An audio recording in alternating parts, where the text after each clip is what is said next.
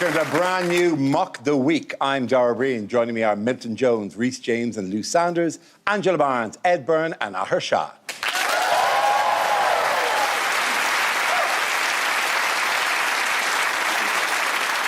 We start tonight with a round called Picture of the Week. I show the panel a topical image and ask them to tell me what is happening. So, teams, what's going on here? Bit late for a getaway car. Or is that just where he lives now? It usually drives a younger model, actually.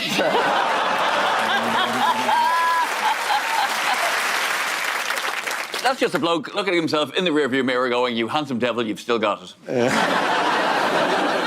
No, let's not have LBC on today. Let's just listen to some music, actually. Just coming up to a no entry sign and thinking, well, that never stopped me before. Well, he does have the look of a man who's just heard a thud in the boot and realised... I think he works for Uber Eats now. Mostly Pizza Express. He's got a new career now, and this is actually a still from his new travel show, Andrew's Hard Drives. No, this is the TLC Top Gear reboot. Is he running over an old lady so he can get some better news coverage? He's just singing to himself, "Oh, the grand old Duke of York, he had 10,000 mentions in the Epstein file." He's driving to a Morrison's car park to meet a lovely young lady he's spoken to online that definitely isn't a 40-year-old man who's going to film him for Facebook Live. We've all been there. If I didn't know him better, I would say that is the haunted look of a man who knows he's done terrible things and it's all catching up to him. If I didn't know him better. Yeah, and you do know him pretty well. How was that holiday on that island? Anyone give the correct answer? It's Andrew Mountbatten Windsor. Yes, that's his name, yeah. No longer Prince Andrew. Yeah. Oh, and more information? No, it's all right, that'll do fine. You're absolutely right. Yes, of course. This is the news that further evidence has emerged of disgraced former Prince Andrew Mountbatten's involvement with Jeffrey Epstein, increasing pressure on him to testify before the US Congress. Yes, it's only Andrew Mountbatten Windsor, although apparently the Andrews don't want him to be called Andrew anymore. There's a big pet there. Andrew Garfield, even Andrew Tate is against it. To be fair, Dara, this isn't the picture. No, this is absolutely very, very true. This is not the picture. We felt that maybe the handling of the picture could be something that could be done with a sensitivity and delicacy that we are not renowned for. We all are picturing the picture in our head. CPR class that he's attending. The first aid course. The first aid course he's going, and do I press here or... Yeah. No, that picture, yeah, that's the one. Because I'm thinking... You know, he might have to go and testify in front of Congress. Yeah. And I'm not sure how he'll cope with that, considering he went to pieces with Emily Mateless. How he's going to be in a stateroom with a load of Congress... He'll just be like, "Oh, no, that can't have been me in that picture. I can't kneel. I don't even have knees." I had knees, but they're shot away in the Falklands. Right. You don't think also to a certain irony, like Congress, that's what got me into all this trouble. But he needs to get a proper punishment, because the last punishment he got for basically this exact same thing, is they just stripped him of his titles, right? So basically all that happened is he's got no medals anymore, he's got no castle, and he doesn't get royal security. So his punishment for being in the Epstein files is he has to be me. I don't have any of that stuff, and he is reduced to living my life. Better than your life. Have you seen the house he's moving into? Angela, all right? I'm trying my best over here. He's not having What I'm saying is that house he's moving into is incredible, and all his friends are like, "Oh, we're worried he's hit rock bottom." It turns out his rock bottom is my glass ceiling. Yes, it is a thing, and I just think it's a general piece of advice that if you are going to be best friends with like a guy who organises sex parties, try to have one whose other hobby is not photography. This guy was snapping all the... And look, this is pre-camera phones. Like, this is like, "Andrew, smile." The thing goes on, dropped over the head. Like, I mean, going back years now. Honestly, this whole thing's made me completely lose trust in billionaires with private islands. You've now got to be looking into anyone who's got an island, right? Tracy, start there. Never trusted those Thunderbirds. Right, then you're looking at, what, Isle of Man. Who's this man? What's he done? You know, Love Island. That's obviously run by a pervert. I bet you've got one.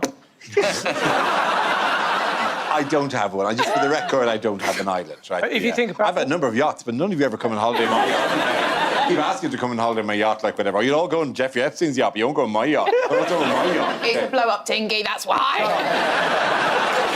A good way of remembering the islands around Britain is Barry White, silly man. And no one is saying that about the Epstein case. No one is saying that. He kept using an alias in the emails, right? But the alias was the Duke. And he signed all the emails off A, and then all the emails, bear in mind, he didn't want them to know who it was if they ever found this, said things like, I can't come that weekend, my mummy's having her diamond jubilee. I've never thought I'd find myself feeling sorry for, like, King Charles and Prince Edward being, you know, the reflected sort of... I think it's got to the point now where they've got to change the name of their Scottish residents, the royals, to Balimoral. if bloody Milton had said that... If the royals could change their residence name to Balimoral...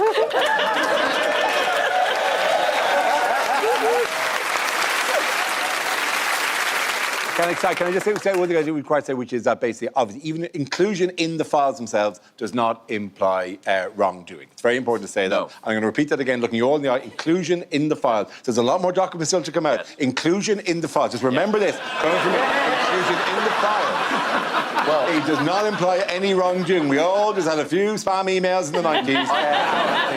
I did look. You can go on the Department of Justice website and you can search names in there, right? And I searched your name in there. There's no Dara O'Brien in the files, you'll be pleased to know. But Dara is mentioned 41 times.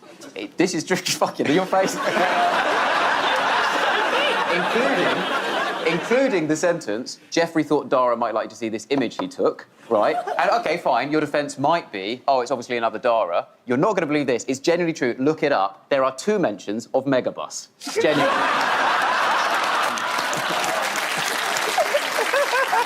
It's true. That is true. The word Dara may well appear quite a lot, but I wouldn't put it past, like, that just being he tried to write dear and spelt it wrong. Like, have you seen the way... They're quite poorly written. They're incredibly... They're weird. There's, like, 7 spaces in the middle of words and everything, like, punctuation, all like... Jeffrey Epstein emails like my mum. Like, style, not content. Style, not content. He does. He's very clear. He types like he's being chased by a bear. It's insane. Also, I've read his inbox is so different to mine, and again, not just content, right? It's all of the emails in his inbox are like relevant to his life. He's not getting any emails from like places he signed up for Wi-Fi once. At no point does it say T-Base Services misses you. Have a shocktastic Christmas from all here at Lindor. You know, he just like normal emails. And you think when you left the island, you'd immediately get, how was your time in it? Really? Rated out of 5? I mean, that feels, you know, wrong. Why has Peter Mandelson had a bad week? Same. Yeah, I mean, just rerun the last few minutes. Just drop the word Peter Mandelson in there, He was in the emails about 6,000 times. But it doesn't seem entirely mutual. It just feels like Mandelson was badgering Epstein. Like, he would not stop emailing him. And all the time, I missed you, I love you, where are you, and all that. Just the amount of stuff he was just throwing at Epstein the whole time. I was reading all that and I think, do you know what, maybe Epstein did kill himself.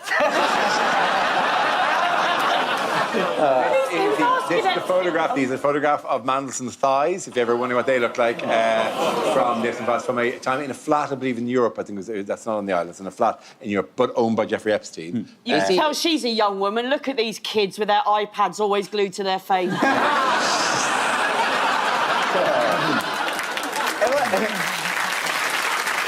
Peter Mandelson's nickname in politics was the Prince of Darkness. And Peter Mandelson's nickname has been the Prince of Darkness for so long that when he was first called the Prince of Darkness, the scary bit was of darkness. Princes are lovely.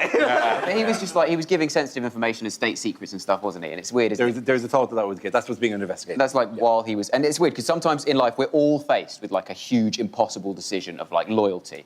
Like, who am I loyal to? An international billionaire paedophile or the government I currently work for? All these things about Peter Mandelson are, of course, allegations. And it's such a betrayal. People are saying this is like, the stuff he was revealing is the biggest betrayal of this country for decades or whatever. And, like, it is. It's absolutely ridiculous what he gave. The only way it could be more of a betrayal for Britain is if he was caught, like, secretly murdering Paddington and then skipping the queue to see him lying in wait. I like the way that he said, "Oh, I'll do the right thing and I'll leave the Labour Party," as if like it's like going out with someone, setting their house on fire, then going, "I think we should split up." Actually. In other news, what by-election has the nation talking this week? Gorton and Denton. It's Gorton and Denton. Gorton and Denton, Can yeah. you, unlike the Green Party, correctly spell Gorton? Well, listen, if there's one thing I know about Gorton and Denton, it's that everyone on this panel has today been on the Wikipedia page for Gorton and Denton. The Greens misspelled Gorton in their canvas, yeah? Worst possible thing that can happen to the Greens, because now they've got to print it again. Yeah.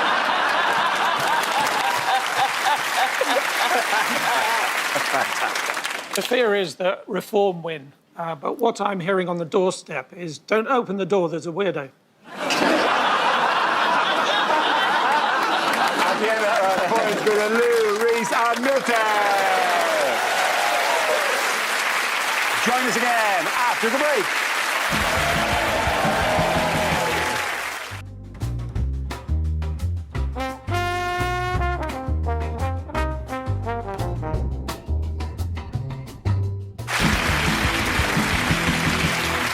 The next round is called Between the Lines and features Ed and Rhys. Would you make your way to the press pit, please? Rhys will deliver a speech in the guise of a leading figure on the world stage, and Ed will translate what they really mean. This week, Rhys is Elon Musk. For fuck's this week of all weeks. Greetings. I've been expecting you, Mr. Bond. I have come here to show you I'm just like everyone else. And I want to learn about this emotion, love, that you humans talk about. I am determined to make space travel safe and simple. It is time for me to return to my home planet. There's no need to worry about the influence my wealth has bought me. Instead, you should worry about the massive moon laser that I have pointed at New York City. I am a huge believer in the future of X and AI. At least, I think that's what my sons are called. AI could pose a danger to the future of humanity. Especially if I have anything to do with it. I am a good businessman. X is now worth $19 billion. When I bought it, it was worth $44 billion. The future is driverless cars. In the future, a lot of pedestrians are going to die.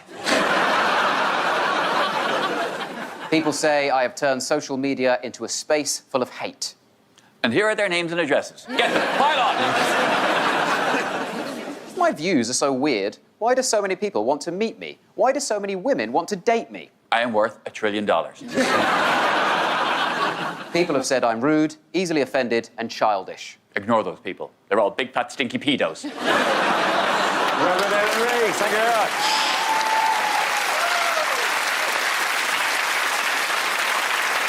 Let's move on now to a game we call Connections. I'll show the panel pictures of two well-known figures and ask them to work out how they might be connected. So, what connects Kermit the Frog and Donald Trump? Ooh, one's an amphibian and the other one's always amphibian. Very nice. Very nice. So these two are connected. They're both Muppets. I feel that was a closing joke, but let's do some more. After that. I feel like I'm quite pale. So if I stood in between the two of them, we could make the Irish flag.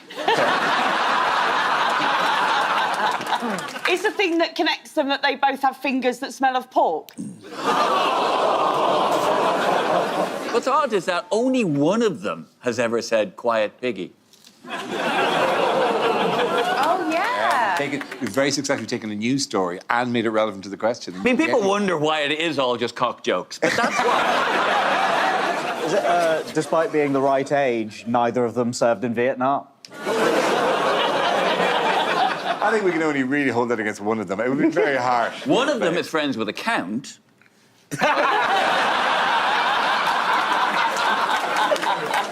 Is this how we found out Kermit's in the Epstein files? Surely that was Say it ain't so, Joe. Surely you typed in Kermit the Frog into the search. I met him once, but we didn't party together. I just got tax advice.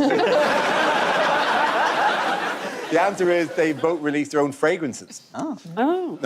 Yeah. All right. I Yeah. thought genuinely it was that both of them have a film about their wife. No, I thought that was going to be the answer. no, that's not I thought it was going to be that they both have green balls. No, it's the answer I just said. Say it again, then. They both released their own fragrances. In 1995, Kermit's Amphibia Eau de Toilette was sold exclusively in Bloomingdale's department stores in the US. Meanwhile, President Trump has released a number of scents over the years. I bet he has. Yeah. During meetings. Yeah. His latest was called Victory 45-47, which really was the easiest years to fight in the war. And launched in June last year. Moving on, what's going on here? Oh, that's the size of font he needs to remember his own wife's name. Well, we think he's standing in front of the word Melania. For all we know, he could be at Membry Services. Yeah. I feel like they're standing in front of the best pull quote they could get for the documentary, which was just meh. If you zoom out, it says mahogany, and that's the colour that they both are. Whenever I see like a beautiful woman and a haggard man like this, there's a little game I like to play, which is it a marriage or is it a Sky Sports presenting duo? It does have the transfer deadline day look about it. I bet Trump saw that sign and thought he was at the Emmys.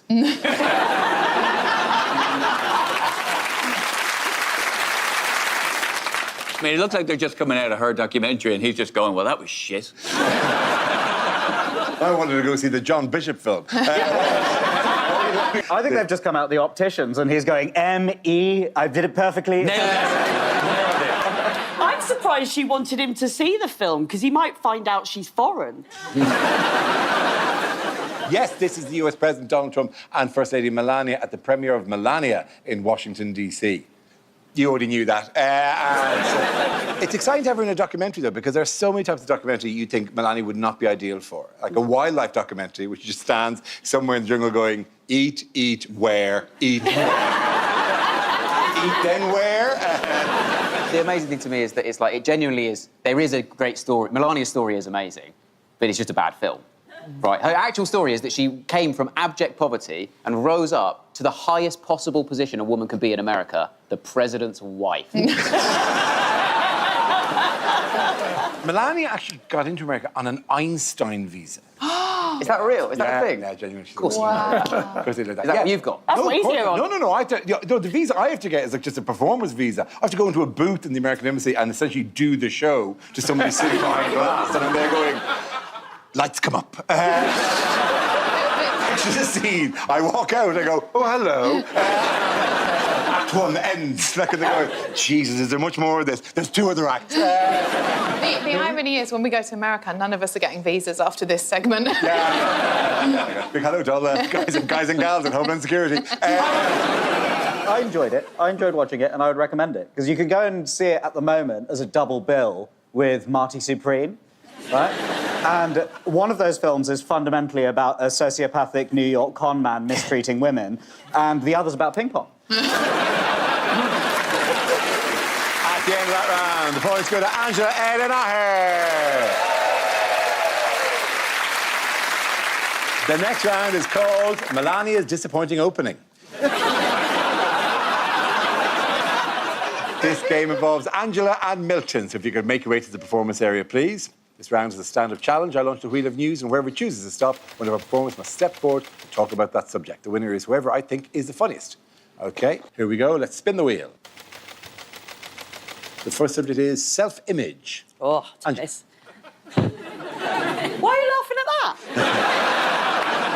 Oh, you're right, though. My self-image is very different to the real me. This isn't the woman I thought... I'm going to be 50 this year. I'll give you a moment for a gasp of surprise. Fuck you.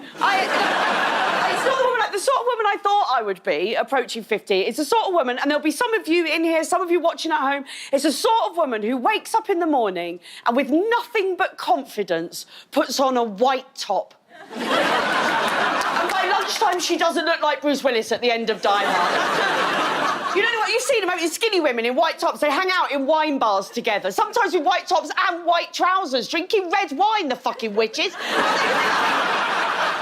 It's not the woman I am, because also I thought that one day I would get common sense. That's what I thought would happen, because I have my entire life been a demonstration in a lack of common sense. When I was 22, I lost a shoe on the way to work. I'll say that again. I lost a shoe on the way to work. Right, this is what happened. I was working in London at the time. I got on a train. As I stepped on the train, my shoe fell off my foot. It went under the train. I turned round to get off the train, but the doors closed before I could, so I'm now on the train going to central London with one shoe on and bright pink socks. And the entire rush hour carriage saw what happened, but because we were in London, no one said a word. The entire carriage just looked at me and went... And then I've got decisions to make, haven't I? What do I do now? Do I try and get off at the next stop and go back and get my shoe? I'm going to be late for work. I've just started a new job, so I decide I just have to carry on. And then I've got another decision to make, which is what looks more mental, one shoe or no shoe? So I decide no shoes somehow looks slightly less deranged, so I take the other shoe off, put that in my handbag. I now go to work with no shoes on, and I try and style it out all day, and I might have got away with it had my job not been homeless outreach support worker. Thank you very much, Angela. OK, the lead is with Milton. Let's see what your topic is. Let's spin the wheel. The topic is travel. OK.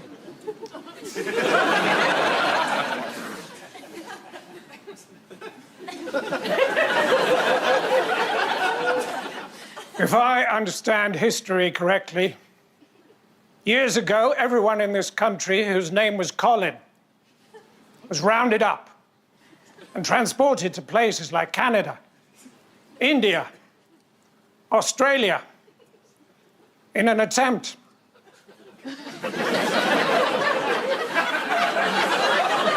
some of you seem to be ahead of me. In an attempt, here we go, to colonize the world.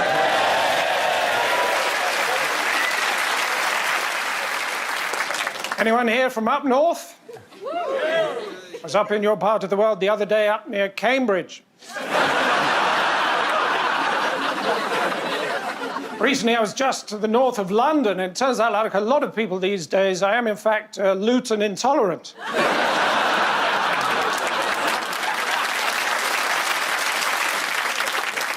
They also really honour the people of Sheffield. Not only did they make the steel, they also had to sell it as well. So in a very real way, he who smelt it dealt it.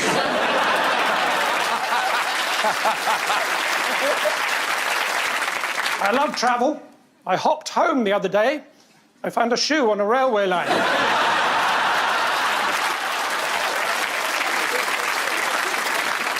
Thanks, that doesn't normally work.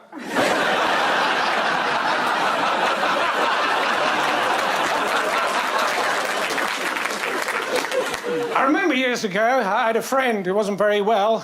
He went off the rails. I said to him, Thomas, don't do that again. We love you. I wasn't sure how he'd react, but he was chuffed. People say to me these days, Islamophobia. I say, no, lamb is a type of meat.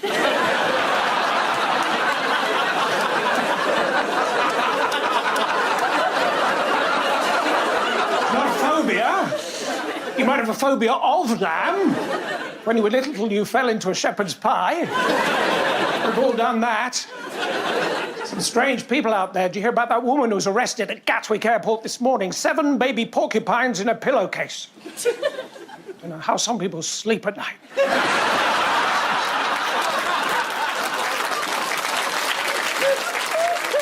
Moped crime, the scourge of our streets. I saw a moped coming towards me the other day. I waited, and he's going past. Whoop, took him off. Just as well, when I opened up what he had in the back, he'd clearly just stolen a human heart.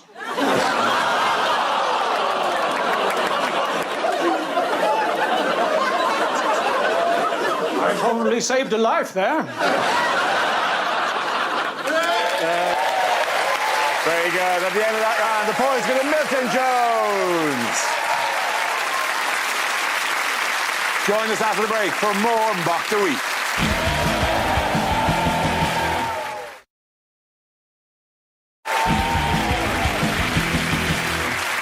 Our next round is called This Is the Answer. What is the question? On the board are 6 categories. Lou, which category would you like? Oh, for me, it's going to have to be politics. All right, that's the kind of show we make. The topic is politics, and the answer is 8 years. What is the question?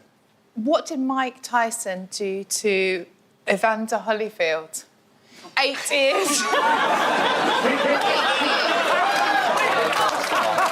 years. Do you get it? Yeah. Yes. Wow. I mean, just to put all the chips into the middle of the table like that.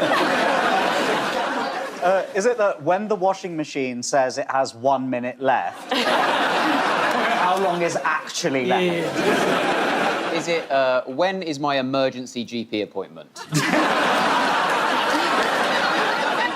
What age was I? And I said to my mum, I'm no good at mathematics. And she said, well, you're good at other things. Count your blessings. I said, I can't. Is it, what is the age of consent if you own an island? For legal purposes, I am not stating any particular island, nor am I suggesting any particular political figures have visited any particular island. Well, the man from Del Monte is going to be furious. Is it how long would it take me to answer all the messages I got after last week's episode that said, where's Hugh? Is it, at what age, after a frankly unacceptable tour, was I inexplicably given a chocolate factory to try and run by myself? I had absolutely no qualifications to do it. The whole thing was a death trap, frankly. It's shut down. It's a vape shop now. Is it how often is so often in the phrase, I floss every so often? Is it how long's Christmas dinner going to feel at the Beckhams this year? They're all in. They're all in tonight. Is it, how much time have I saved cumulatively in my life since I realised you can just put pasta straight in the kettle? Is it how old do your friends' kids have to be before you can swear at them? Is it, for how long now has Melania been saying to herself, this will be his last Christmas?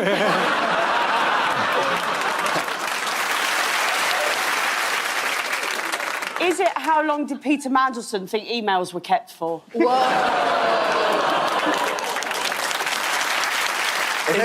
How long is it going to take before I can go to sleep without seeing the image of Peter Mandelson flashing before my eyes?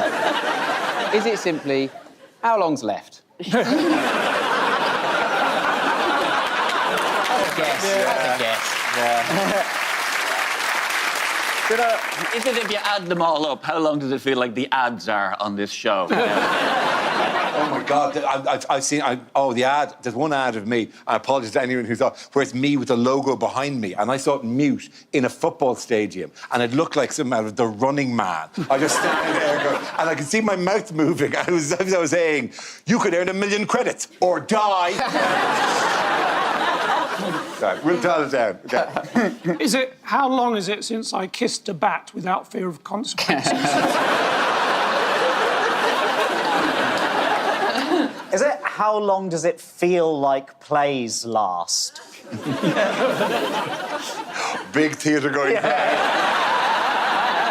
I don't approve of that joke, actually. Is it, These people only come to shit they can get into for free. Come on. That's our demographic right there. Is it, therefore, is it how long did everyone here save up to come? Is it how old do jockeys look in silhouette? Okay, I'm going to move to a correct answer if I can. Is it how long before Trump's Board of Peace changed its name to the First Order? Is it how long would it take you to list all my gods?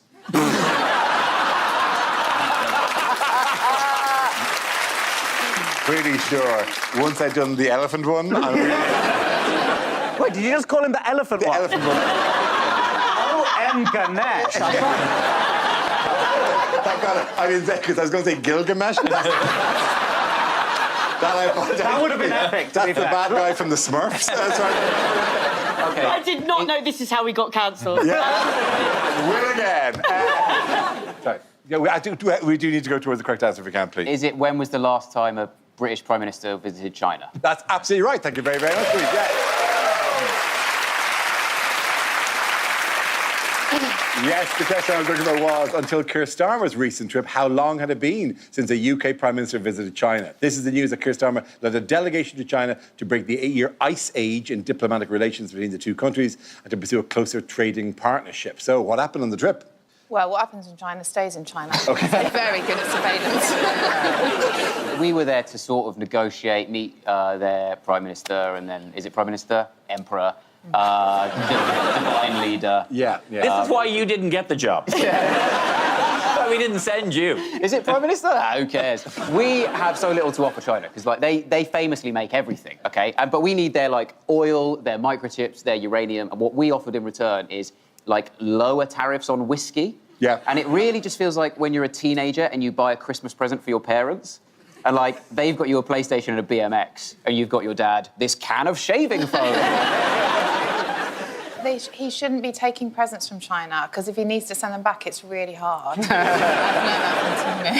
have been a lot of gifts back and forth. So Xi Jinping gave Keir Starmer a copper statue of a horse because it's the Chinese year of the horse. And Starmer gave Xi Jinping a statue of a British guy who's just fucking given up. That's what year it is here. He actually Keir Starmer gave him a football, didn't he? He gave him the football from the Arsenal-Man United game that had taken place about 2 days earlier. Yeah. That's the only thing, isn't it? Football, where you give someone the... Like, it doesn't happen in other areas of cultural... Like, you don't go to the ballet and then give someone the lead fella's codpiece. The weird thing about it is that she isn't even into football. Starmer just misread his name as 11. His official order is starting Xi.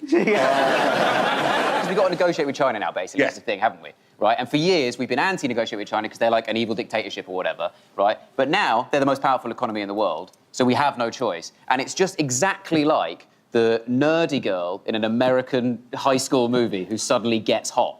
And what's effectively happened with this economy is China has taken off its glasses and let down its hair. And we've gone, oh, my God, you're gorgeous. You can have all the sweatshop shops you want as long as you go to prom with me, please.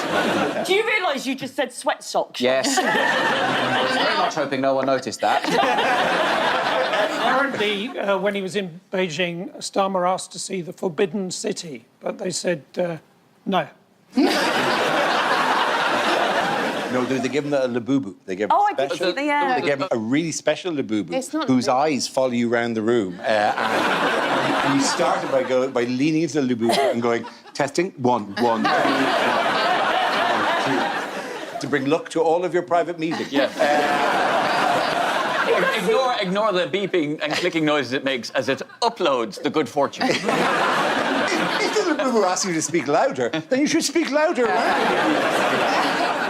But also, we've got to work with China, haven't we? Because we want an alternative to Trump, because Trump's Yeah. too mad, right? And the thing is, like, China, evil, whatever, but at least they do it in a predictable way, like you say, right? China is like, oh, China want to spy on us. Why? Because they want some information. With Trump, it's like, oh, Trump's going to bomb Burundi and put a tariff on urinal cakes. Why? Because he didn't win the Booker Prize?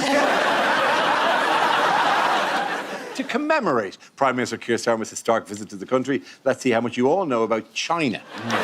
OK, what holds parts of the Great Wall of China together? Sticky rice! Jinx! Yes!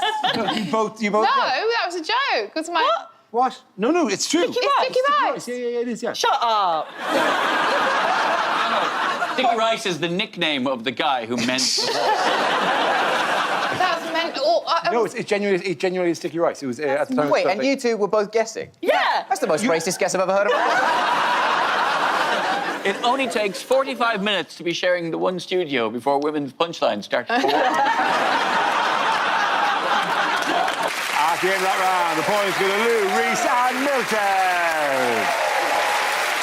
Join us after the break for more Mock the Week.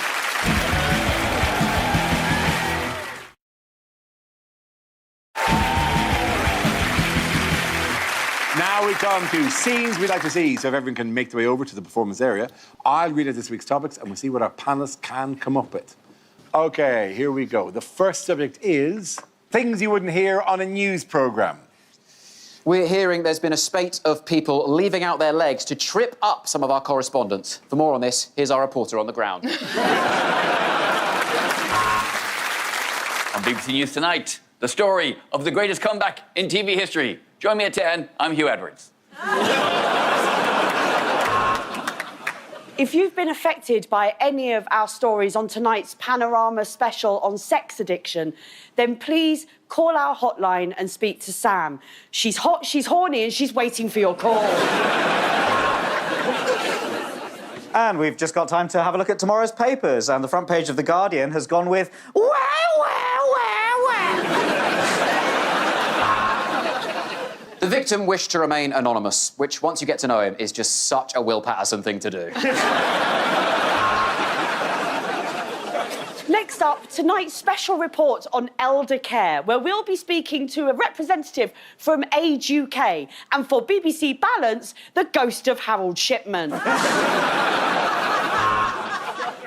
Iran, so is it Iran or Iran? Iran or Iran? Iran over a child on my way to work this morning. We're going out to our foreign correspondent. I think he's Indian or something.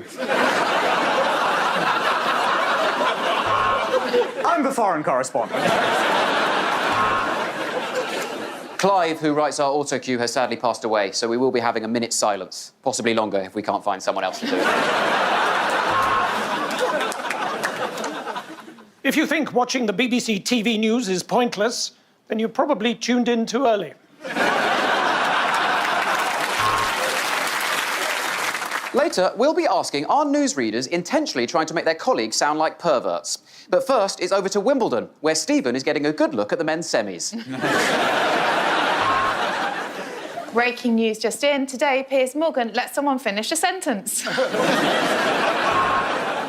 Sport now, and some women have been having a go at football. What?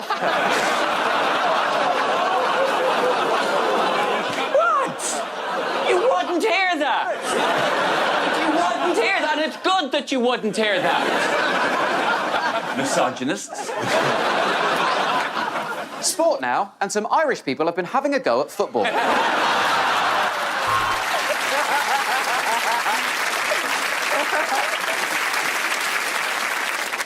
Breaking news, the chairman of the BBC has been sacked for letting outrageously good talent go to another TV channel.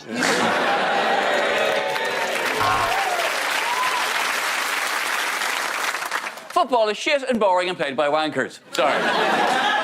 That was an Irishman having a go at football.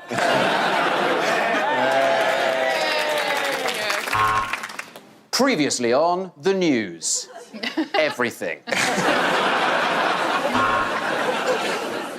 And in business news, the FTSE is actually getting a bit much, Steve. Would you mind keeping it professional? That was Josephine with the weather. And if you'd like to see more of Josephine, you're in luck. She is on OnlyFans. You're watching GB News. Over now to have a look at the foreign markets. Is that what they eat? You're watching Question Time, where joining me on the panel are 4 of Britain's most available nut jobs. Travel news now. The London to Brighton line has been suspended due to a shoe on the rail. Sorry I'm late. Trouble with my tits. Me too. We now go live to our Ukraine correspondent. Stephen, you're a few miles outside the conflict. Tell us, what is it like being a pussy? The next topic is unlikely things to hear in a job interview. I'd be happy to come in Wednesday, which is the reason I got fired from the new Addams Family movie. Can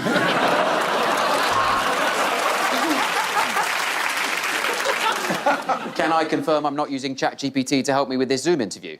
That's an awesome question. Here's a list of 10 possible responses. Yes, I have done my research. For instance, I know exactly what school your children go to. Yes, computers are my life, really. I know an awful lot about them, yes. And even when I go to a restaurant, you know, I trip up the waiter and shout, "The server's down!"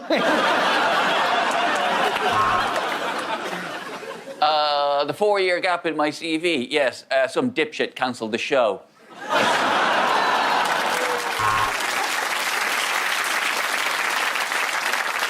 No, you seem like a perfect candidate, Miss Barnes, but you're not wearing any shoes.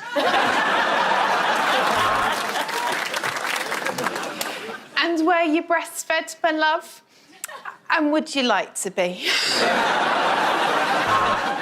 So are the Lighthouse family a family who live in a lighthouse or a family whose surname is Lighthouse? Sorry, questions about the job? No.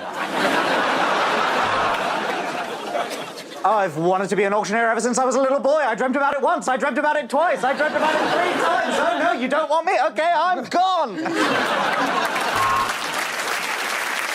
And then I let the 3 final guys finish off on my chest. And that's an example of how I'm good at teamwork.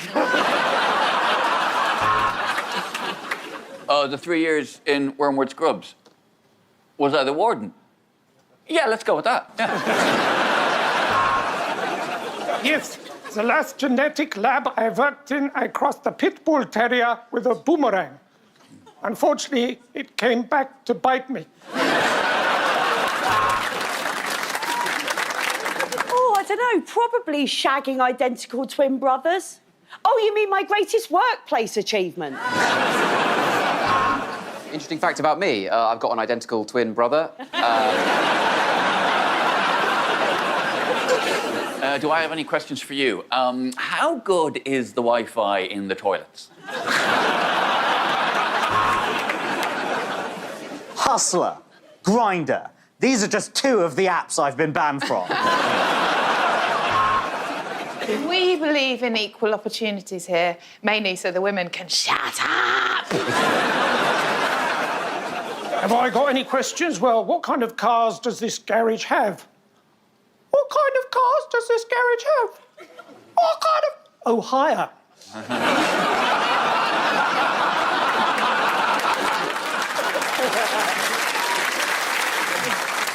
A critique I got at my last job, that I put people down, which is apparently abusing my power as a vet. What are my first impressions? I'm Gary, the CEO. My wife left me and I think of cabbage. My biggest strength, knowing when not to answer questions. My biggest weakness, probably tits. At the end of that round, the points go to Lou, Rhys and Milton. And that's the end of the show. This week's winners are Angela Barnes, Ed Byrne and Ahir Shah. Commiserations to Milton Jones, Rhys James and Lou Sanders. Thank you for watching. I'm Darragh Breen. Good night.